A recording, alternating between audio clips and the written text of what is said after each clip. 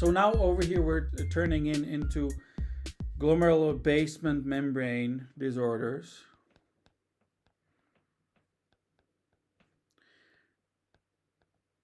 Basement membrane.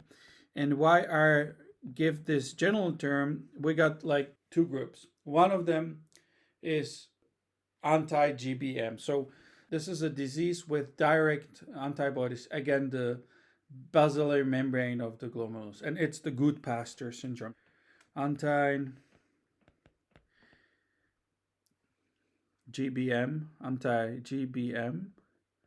and it's the Goodpastures.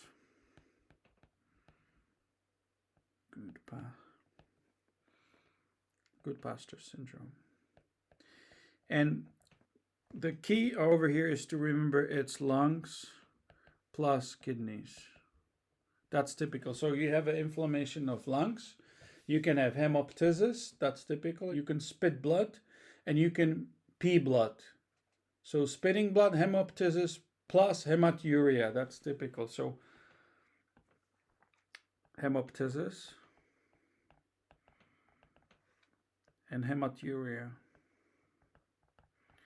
Okay, so that Goodpastures. And as I told you, if you remember, those are the linear linings. So if you put the glomerulus into the microscope with immunofluorescence and you mark it with these antibodies, and then you aim the marked antibodies against this antibody, after you wash everything out, you will see beautifully continuous basal membrane shining in green, for example, if you use a green immunofluorescence. Okay, so typical hemoptysis and hematuria, it could be similar to vaginous granulomatosis, remember, but in this case, vaginar is a differential diagnosis. It looks very similar, but in this case, in vaginous, you would have, for example, otitis media or some kind of upper respiratory tract infection or inflammation.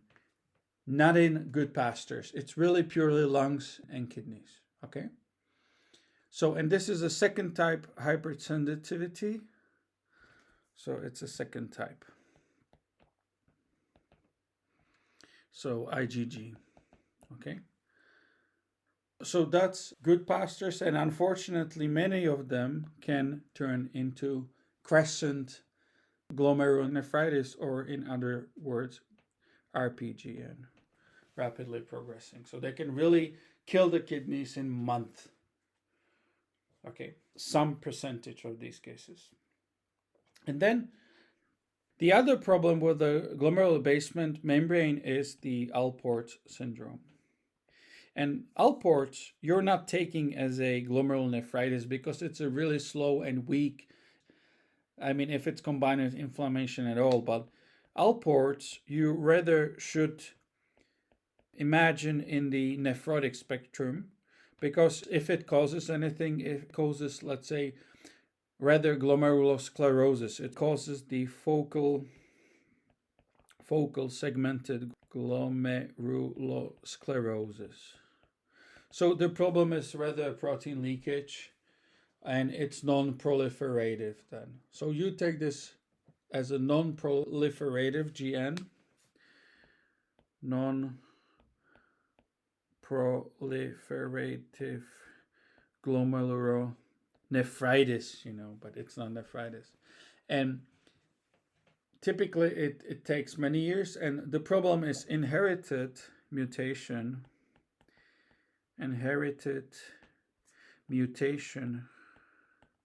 of collagen 4. So typically you got triad. You got this glomerulosclerosis problem. You have a vision problem because let's say one of the problems, and the eye has more problems with Alports, but one of them is that the the lens is not well placed, it's dislocated, so you don't see, you're blind thanks to the lens problem, and also you are deaf. In many cases, they don't hear. So they're blind, they're deaf, and they have a nephrotic syndrome, okay? So that's typical. So eye, ear, kidneys. Or I will put nephrotic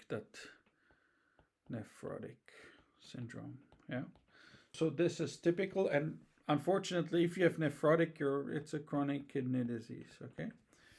So it's a chronic kidney disease. So that's Alport's, okay? So on one side, with the basement membrane of the glomerulus, remember, Goodpasture's, it's aiming on the kidneys basement membrane, but also lung basement membrane, okay? And the other one is Alport's, that's a mutation of the collagen. And that's glomerulosclerosis, and it's nephrotic syndrome, okay? So this is another part, and let's get to the last one out of these, and that's the purely, or rather, not purely, but rather glomerulonephrosis problem. So, thanks for watching, and don't forget to subscribe and ring that bell. And as always, check the description below for supplementary questions and other materials.